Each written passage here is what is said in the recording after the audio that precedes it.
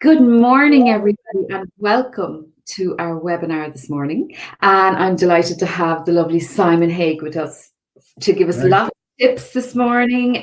Hi, Simon, how are you? I'm good. How are you? I'm grand. Oh, Jeannie, I'm glad. I tell you, it's tough times for everyone. So I know that people have joined us. So thank you so much for joining us. We're going to talk a little bit about what's going on at the moment. And we're also going to give you some really, really good tips about deal making virtually. First of all, Simon, tell us a bit about yourself. Okay, so I originally from an Irish family, grew up in England, spent 13 years as a commercial lawyer.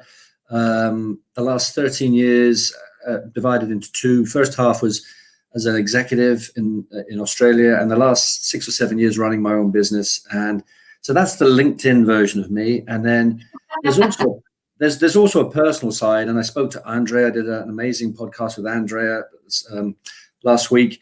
I've also been through my share of personal crisis. I had an alcoholic parent, and I too gave up drink 10 years ago. I hit a bit of a rock bottom 10 years ago, and I was talking to Andrea about this guy, Ponytail Paul, who was a bin man who basically saved my life.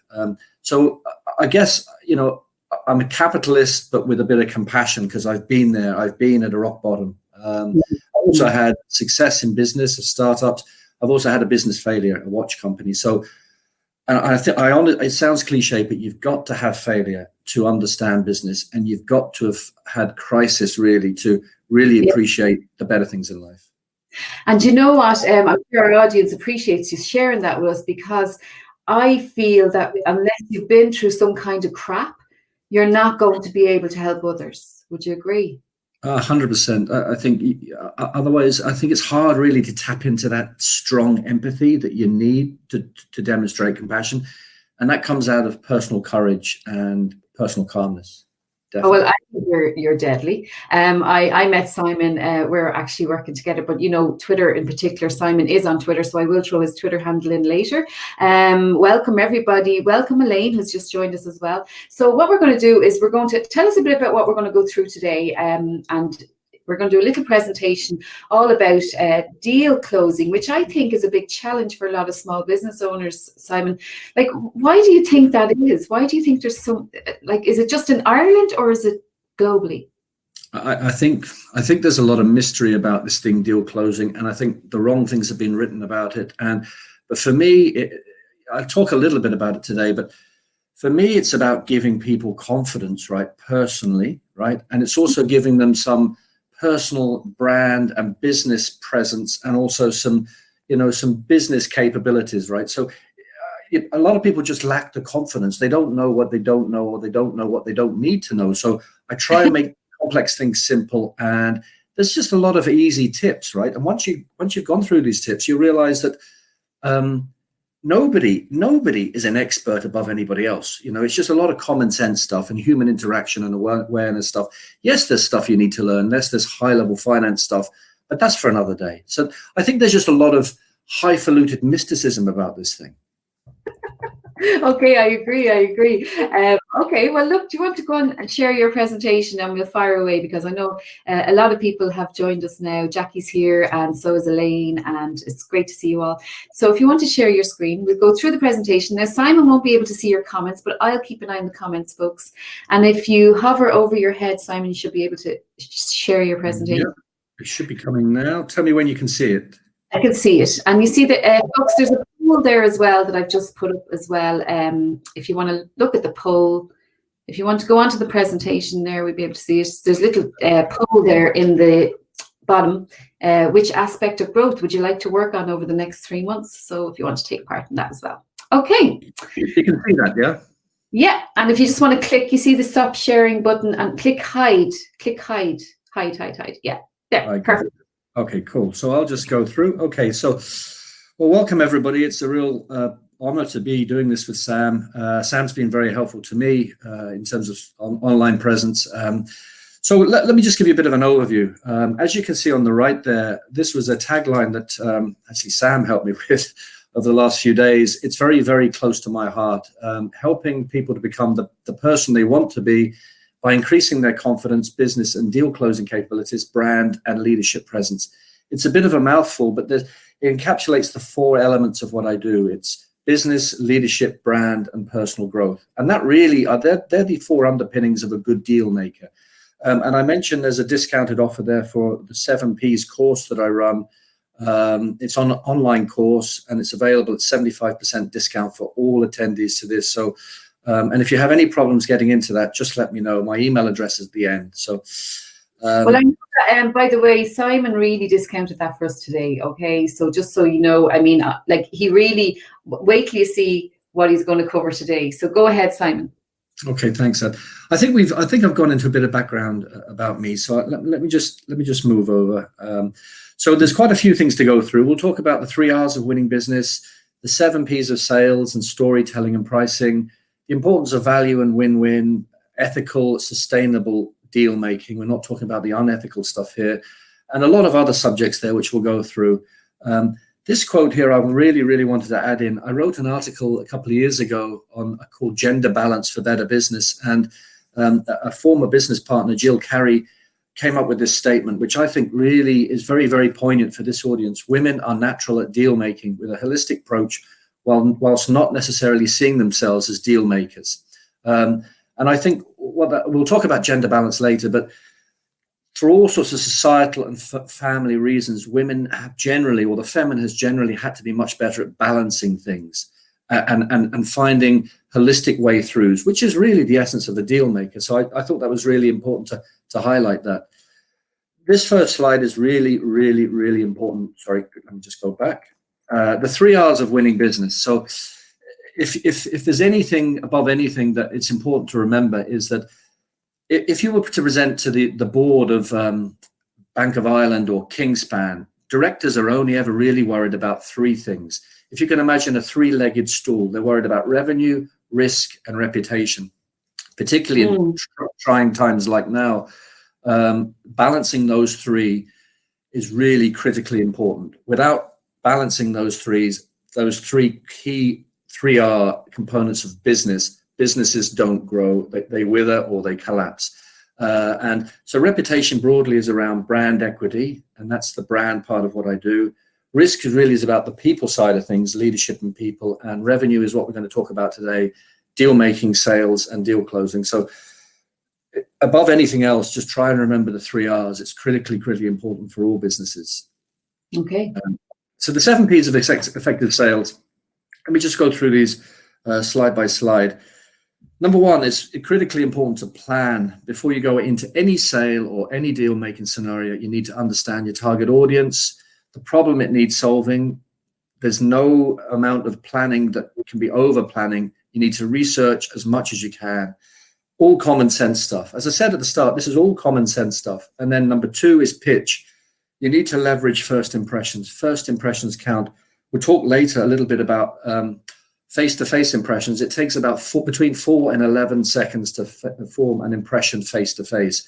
So first impressions count, and that same applies to sales. So you need to grab potential customers' attention, ideally through captivating one-liners, using appropriate humor. Empathy is critically important, particularly now. I think I've got a slide later talking about now more than ever the importance of mindful business. Those people who are seen to be making a quick swag bag, quick buck out of what's going on will be flushed out. And then this little image on the right shows that there's been research, tons of research that shows that using empathy and humor and storytelling in sales actually connects to certain parts of the brain. We don't have time to go into that, but I'll talk about a bit about storytelling, the importance of storytelling shortly. So I'm just moving on. Excellent. Sam, I can't see you, so just shout if you need me to stop at any time. Go ahead. You're doing great. Thank you. So I love this slide. So maybe, Sam, I'll get you to guess this. What percentage of people, when they're told statistics, would remember statistics? What do you think, Sam? 10%. Okay. Between 5 and 10, so that's spot on. What about remembered? What about those who told a story, but it was told in imagery? What percentage there? I'd say 60. 25. I would have thought it was higher, but it's 25. But those who are told a full-on story, Remember, 65 to 70% remember. So, and this has been proven through a number of business schools. So I know we talk about storytelling all the time, but it's critically important. If you can combine imagery, try and steer clear of numbers. People just don't remember numbers. Just one really quick slide. I'm not going to go into detail on this about the importance of knowing the different types of methodologies for pricing. There's loads of methodologies. I've listed about 10, ranging from pricing for market penetration. So you could start with a low initial pricing when you go into the market. Economy pricing is low because you're selling at volume. Price skimming is you start at the highest and then you try and move down. Psychological pricing, when you use the 99 at the end, etc., etc., etc. That's a whole course in itself. And I'm happy to talk to anybody about pricing, but it's really, really, I forget the name of the guy, but there was an American guy who came over to UCD recently, and he gave a whole program on pricing, and people don't realize how important it is. So just wanted to flag the importance of having a decent knowledge of pricing. And you can go away and research all of those, but I'm happy to talk about any of those another time. And then, so continuing to the third P of sales is providing value. Show you that you need to show that you believe in your offering. If people don't see or feel that you believe in your offering, so Sam, I can, having worked with you, I know that you live and breathe what you do. You walk the walk and you talk the talk about what you do, right?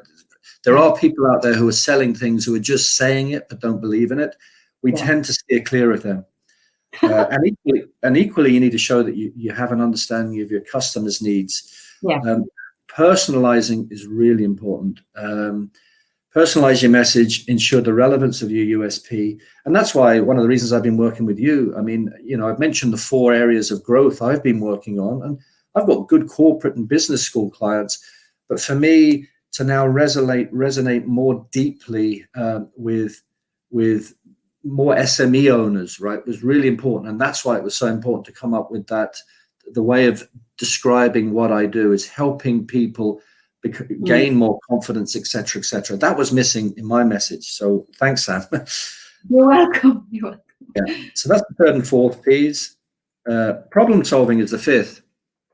It's all common sense, but it's very, very important to go through this methodology. So you need to provide a tailored solution to the known need of the customer, not what you think they want, but what they want. It helps trust to develop, which in turn is more likely to allow the customer's return. And I found that particularly in the last 6 months, I'm getting more repeat customers than I've had in the last 3 years. And you can use various models, but I mentioned the SPIN model there around analyzing what the situation is for the client, what their problem is, what their implied needs are, and what their explicit needs are. Okay, let me write that down. So it's hard to read there. Sorry, Simon. Situation, problem, implied needs, explicit needs payoff. Explicit needs payoff. What does that mean? So the implied needs is what. So the explicit needs is the clear stuff that the client actually definitely wants, and it's quite palpably clear that that's what they need. Implied is there could be a side issue that they could benefit from. Okay, great. Okay. So that's those 5, and then finally pursue but don't annoy. I've added in the but don't annoy recently, particularly in times like now. This is probably the first time in history that all 7 billion people on the planet in every country are going through a tough time, and we don't want to be annoyed. Yeah. So you need to balance pursuing and thinking close with being very subtle and very careful. And then persevere, finally. Don't give up. Brush off rejection. I've been rejected many times, as you have. It's funny to the audience there. You and I were just gossiping a bit about the times we've been rejected, and that's a fundamental underpinning of business. You can't be good at business unless you're rejected. So you need to stay focused, lose resentment, anger, bitterness, and just focus on the gratitude and the bigger goal of the opportunities ahead. I'm getting a little spiritual now, but that's a key part of what I do, and I know it is you, Sam, as well. And it's helped me, and I know it helps you to have that broader, personal. Societal and self-awareness is really, really important. Well, I feel like a lot of people in the chat here, like for like there's like people in the chat here now that are members, right, of Women's Inspire, and then there's Andrea as well, of course, but Clodagh, Maureen, I know Patricia, Elaine, you know, I know that we're all going through this tough time as well, but I also know that none of them have ever given up. They don't give up. They stay focused on the goal, and they all look after themselves actually quite well as well. You know, mentally, spiritually, physically. But maybe I could do physically a bit more. But I mean, it's all a work in progress. But I mean, don't be so hard on yourself either. We will be covering that here in this slides. But you know, just perseverance, especially during these times, is more difficult, isn't it, Simon? So I suppose you have the importance of community and keeping in touch with each other, you know, and watching out for each other. There's a saying, we seek progress, not perfection. I used to be a bit of a perfectionist, and it got me nowhere. And yeah, so as long as we are progressing and trying our hardest and being as honest as we can, I think that's as good as we're ever going to get, you know, so it's critically important. Okay, so that was the 7 Ps. And then really important subject about value and win-win. You know, there are certain deal makers. There's one in particular who was in a 2.5-hour mad. I don't know if any of you saw Donald Trump's press briefing yesterday, but the guy seems to be losing it a bit. He would be referred to as a win-lose negotiator. The best negotiators and deal makers are always win-win negotiators. It's counterintuitive to think win-win, but somebody like a Donald Trump would be what's called a fixed pie negotiator. So they see every pie as a fixed pie. It doesn't expand in size, and they just want to take as big a slice as possible. And what you're left with is up to you. The best negotiators are expanding the pie negotiators. They have an ability to look for opportunities to expand the pie so they get a bigger comparative slice, but the other side does too. And that's about being trustworthy, thinking win-win, exploring possibilities. Value is a really important subject. It's different to money, but you need to be very aware that value also differs from fairness as well. So value is a really important subject. Sometimes fairness isn't necessarily the same to everybody, but value is very, very personal. So I guess the key thing out of that slide is always try and think win-win. Don't try and get a quick buck, because you might get it, but you're unlikely to repeat it in a magnified way going forward. Do you agree with that, Sam? I do, actually. I was just about to say, you know, you sometimes see these people coming along and they try and be me, for example. They try and they might take some clients and stuff like that. But you know what? Yeah. These people never last. They come in, they're all over the place, and then they just disappear. It's like people kind of suss them out after all, and then people actually end up coming back to me anyway. And I'm like, oh, you know, it's a pity that they actually do go to them in the first place. But, you know, these guys have the gift, and women have the gift of the gab. They just know how to sell, but they don't necessarily have the client's best interest at heart, you know. So that's really, so don't worry if people are copying your ideas or taking your clients, because trust me, I'm here for the long game, and I know that you guys are too. So just be authentic, do the right things, and you will get there. The one thing I'd like to add to that is that we all know what lack of trust feels like, don't we? We know what human beings know what lack of trust feels like. But conversely, it's very hard to describe what trust is. So if you have that in mind, right, try and make sure you come across as trustworthy as possible, because you are as trustworthy as possible, because people feel that, right? Don't try and, when I see these corporate cultures saying that we're trustworthy, blah, blah, blah, I start thinking, can I feel that? Do I trust that? So just be mindful that we all feel what lack of trust is. Yeah. And that's across pretty much every culture. I talk a little bit here about online closing techniques. So, you know, I think I've listed 9 here, but and I'll quickly go through them. So summary is a closing technique. So you can summarize previously agreed upon points. Online, you can use video with appropriate humor to do that. Then there's what's called now or never. You make an offer that includes special benefits that prompt immediate purchase. It creates some sort of urgency. You can use social media. Social media is really good for that because of that, the whole FOMO thing, the fear of missing out. But always bear in mind what I've said about win-win, ethical. Don't try and be hard sell, cynical on this stuff. So summary, now or never. And then we move on to Sharp angle. This is a little old schoolsy. You use this where the prospect appears to want your offering, but is looking for a discount or an add-on. So you can do that, but you need to be careful about it because you could get a reputation for being a bit short-termist. And then there's questioning. Through a series of questions, you can develop a sort of a desire. Instagram is particularly good for that. If you have plenty of brand followers, you can use Instagram to do that. So that's sharp angle and questioning. And then assumptive. This assumes that there's good intent between the two parties already. And social media is good for this. If you have lots of followers, as you do, Sam, on Twitter, right? You can assume quite well that a lot of those people who follow you, unless they're messes, have good intent towards you. So, and conversely, you can use that to your ethical win-win pie expanding benefit. So that's assumptive. Then there's soft. For example, if I offer you X, would you want Y? And then there's what's called takeaway. So these are smaller ones. And then finally, what's called match game. So this is where you can use this, for example, online, where you can actually have followers promoting you. So social media is very good for a lot of these online closing techniques. And a lot of people do this. You're using all of these in various ways, Sam, but I've not really seen many places where these different techniques are described. So there's match game, and then finally value. And you can use. I have an example of that match game one, actually. Yeah. I'll share it afterwards, folks. But I have an example of a member who put up a testimonial this morning, and it's really nice. So that would be would that be an example of that?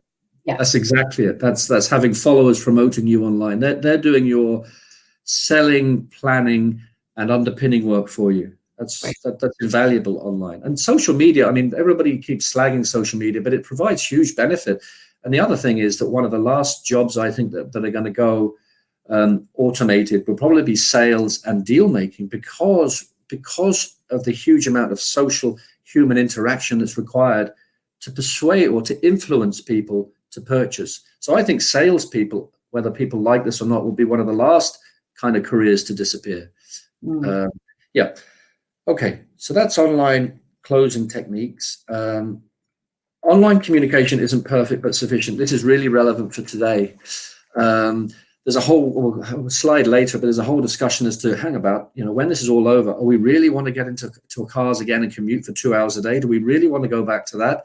The answer is there's probably going to be a bit of a phase back, but I do think the dynamics have probably changed in our lifetime to an extent.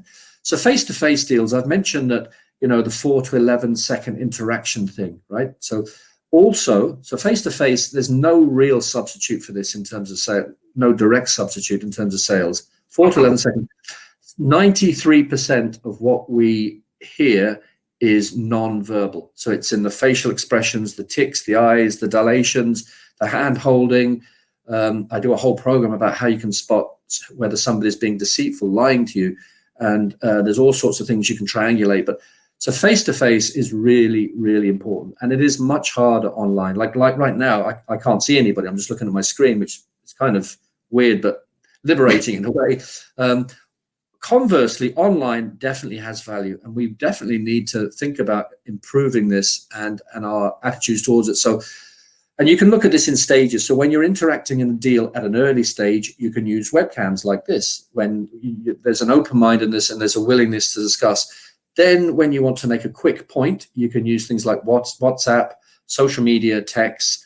Later on in a deal negotiation, you can replace boardroom meetings with file sharing apps. And then I suppose the thing to summarize is if things go really wrong, there's no substitute for picking up the phone or being on a Zoom or a Skype or a Crowdcast and talking. So there are ways of getting around the face-to-face stuff, but it'd be really interesting to see how this all pans out. What do you think, Sam? Interestingly enough, Simon, just so people know, Simon, we haven't actually properly met and sat down and had a tea. No, we haven't. And yet we're working together. So just do be aware, You can get sales online even if you haven't met Absolutely. the person, but it's about using these Skype and video and Zoom. It does help when you're actually talking face to face. I didn't meet my virtual assistant until 6 months after.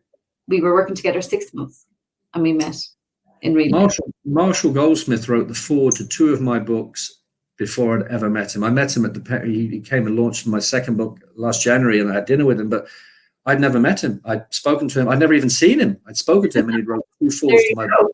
So that's and I connected with him online 5 years ago, just by chance. I was a chancer. So excellent. There's huge power. Yeah. So you can sell online, folks. That's really you definitely can. Cultural differences. I don't want to labor this too much because it's slightly off subject, but just to say that everything I've said, and everything I say in all my programs, magnify it by 215 times. I think there's 215 countries in the world. Every country has different ways of expressing, confronting. As you can see here, Germany would be the least emotionally expressive and least confrontational, whereas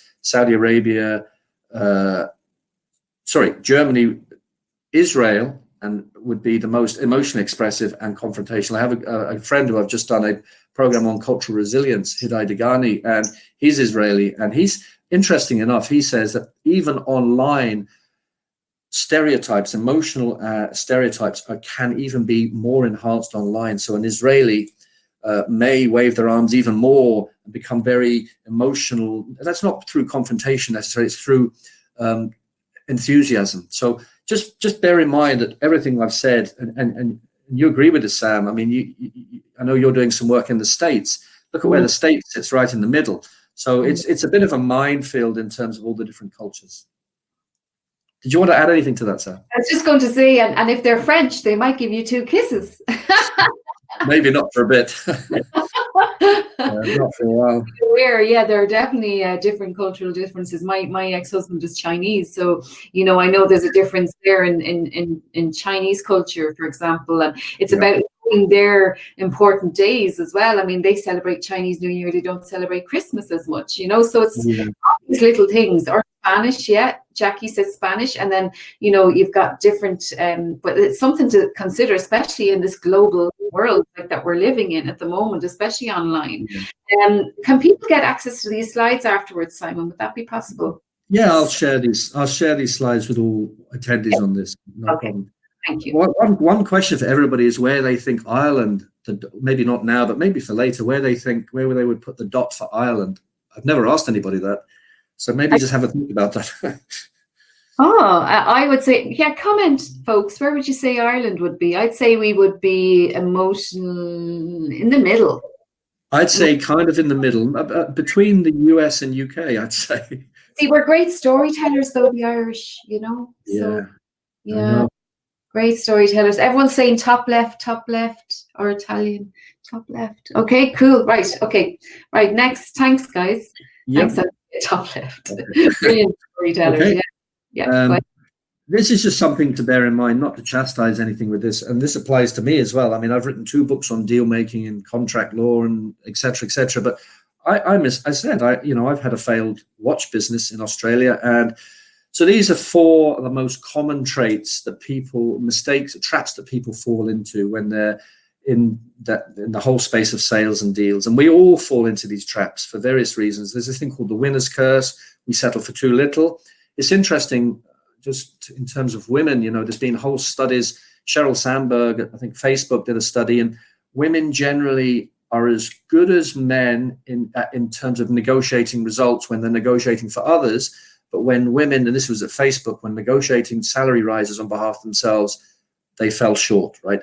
And there's all sorts of secondary bias, emotional bias reasons for these things. But also there's reasons that there's issues between women, certain women not wanting other women to rise too high, et cetera, et cetera. So there's all sorts of dynamics going on.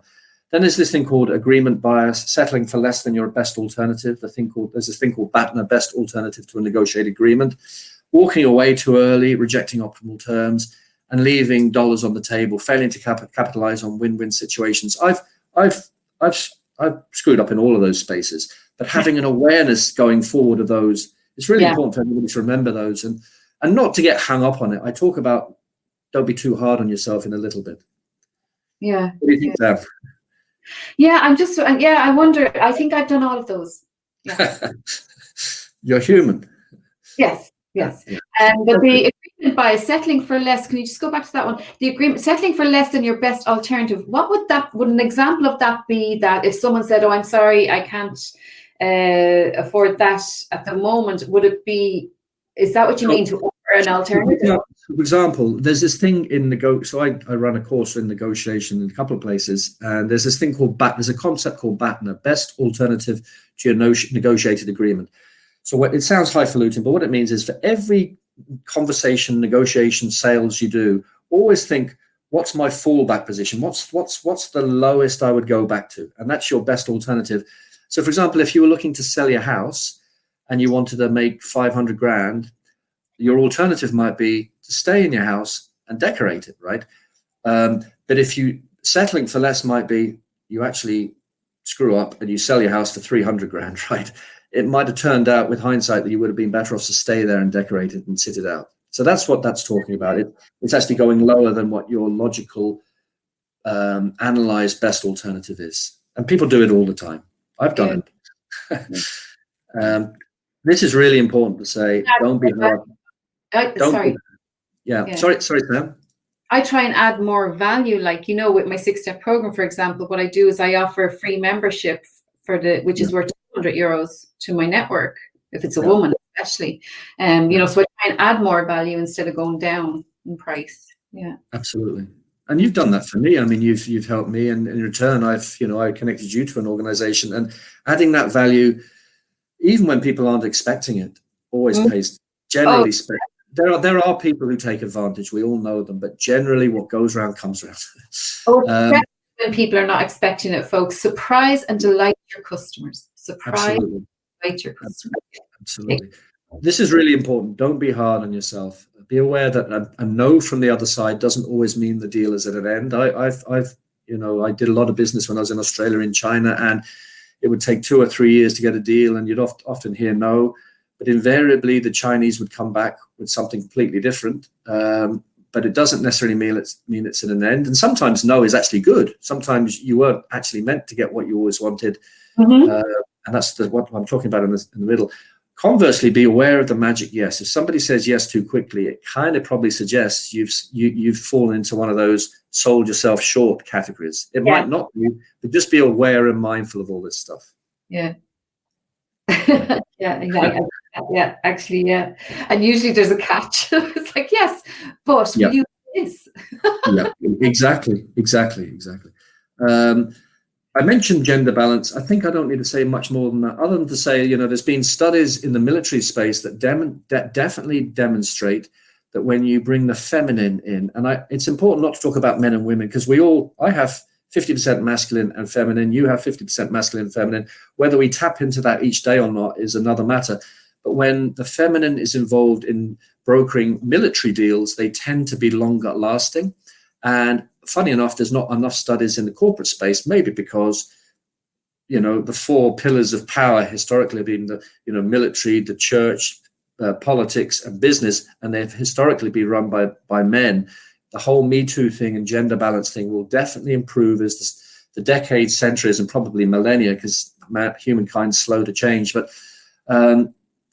I've written an article about this, and it's clear, and from studies at Harvard and Facebook, that those businesses that have a gender balance, I'm not talking about positive discrimination, I'm talking about gender balance, tend to be more effective in terms of maintaining shareholder value and sustainable business. Do you want to say anything about that, Sam? No, go ahead. I agree. This one, it comes out of a podcast I did with Justin Caffrey the other week, that this crisis is different in that, unlike other crises that have been driven by financial or monetary mistakes, oil situations, or financial bubbles, this is definitely the first global supply and demand freeze caused by a health epidemic. And I guess what I wanted to flag here was that it's so important at these times to use all 3 of your brains, your head, your heart, and your gut. And And what I mean by that is to try and move from the traditional sympathetic fight, flight, and freeze state, which we all have when we're in crisis. Oh my God, what's happening? To a more sympathetic, relax, repair, and recover. Now is the time to really, really mind ourselves on the one hand. And the same applies to us as deal makers and business leaders. We do need to be, on the one hand, we need to be calm, compassionate, and sensitive to our staff and to ourselves as business owners. But also we need to be prepared to take ruthless decisions and close things down, and sometimes ask staff to be furloughed or to go even. So being a mindful, using three brains doesn't mean you're a pushover. It means that you can make courageous decisions in a compassionate, calm way. And I know, Sam, we've spoken about that as well. Mm-hmm. Yeah, really, for sure. Yeah. For sure. And, the gut, don't underestimate the power of going with your gut, though, definitely, because I've sometimes had this really, really exciting client, for example, potential client, and there was something not sitting right with me, and I decided not to go with it, and it turned out it was a really good decision, so just to be aware, if your gut is saying, it's like your warning signal, do listen to your gut. Yeah. The way I like to think of it is I'm 53 this August, so my head brain is 53 years old. My heart is 53 years old, but my gut is driven through all the experiences of humankind. So my gut feeling is tens, if not hundreds of, I don't know how old humankind is, but tens of millions of years old, tens of thousands of years old, rather. And so the gut, don't ignore your gut feeling. Don't just rely on it. But how many times have you made a mistake based on just your head, conversely with just your gut? I probably made loads more head mistakes than gut mistakes, definitely. Yeah. My head is like 15 though. Yeah. And I think this is the penultimate or the final slide. This is kind of like a rhetorical question about, is this the new normal? I mean, now you're hearing about, are we really going to return to normality? It might be years rather than months, like full normality. So should we stay online? No, because human beings crave to connect. But conversely, should we really now be thinking about doing more business online and saving the environment and being much more precise and efficient? We need to be really, particularly online, we need to be really open-minded, tolerant, because there's all sorts of abuse, as you know, and I've already encountered on social media, right? So we need to be even more open-minded and tolerant on social media. We need to really build that humanity link on social media, because there's so much. I was Zoom bombed. I had a podcast a couple of weeks ago, and Justin and I gave it, and within 10 minutes, the most awful rap music, obscene images appeared on the screen. And we don't need that stuff in the world. We really, really don't need that stuff in the world. It exists. So we just need to, now is the time, I think, really to think about how can I personally try and, contribute to a better way of doing business. And I think the final slide is, just to close on this, personal brand is, let's just go back. That's the fourth area I deal with. And it's really, really important to get recognized for one topic. So for me, it's about growth. Find your niche. Growth. It's about growth. I know there's 4 aspects to it, but it's growth. Demonstrate consistency, decide what your key message is and stick to it. For me, it's all about growth. Be genuine and authentic, be positive, and create a brand story. And I think, just with that, I just want to I know there's the discounted program that we've mentioned at the start, but in addition, for anybody on the call, I'd be delighted to offer a free 30-minute consultation. I think my details are coming up here. Just email me or send me a WhatsApp or text, and I have this online 7-step successful growth program. I'd love to give anybody a free consultation. In whatever area, or just an overview chat about what areas they're looking to improve or where they need confidence. Yeah, and I think, thank you so much, Simon. And I think you can help a lot of people now with the next, what's happening at the moment, and, where to go. And, I'm just going to stop and focus the sharing. Thank you so much.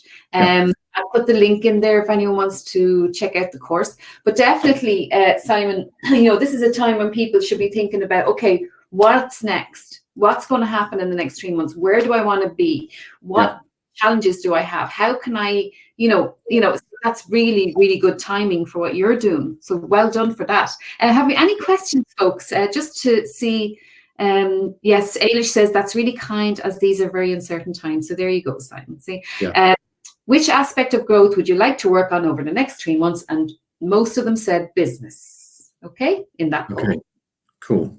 So I think there really is a need. Is there any questions? Have you any questions here?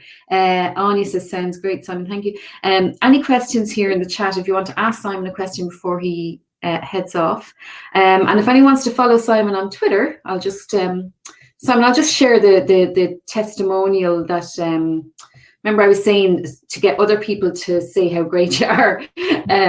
That's really the way to go. So this is the lovely tweet that we got from about the network, you know, which was really nice. And a while ago, I felt a niche to improve my business, reach more global clients, scale, and just generally do better. So I decided to invest in myself and my business and join the Women's Inspire Network. I mean, you couldn't get a better, you know, this, when other people say how great you are, I mean, that's really gold, isn't it? You know, and to do your marketing for you. So I'm going to thank you. Oh, there's a question there. Sorry, Clodagh. Excellent presentation. Loved it, Simon and Sam. Big thank you. You're very welcome. Thanks, Simon. Interesting stuff from Andrea. And Andrea, everybody throw your Twitter handles in there so you can all connect with each other, because you're all a little community here right now. So I'll throw I've got another question, Sam. You can see my photo, my unshaven photo on LinkedIn. Should I keep this beard or should I shave it off? Oh, there you go. Ladies, what do you think? Keep it? Oh, they're all saying keep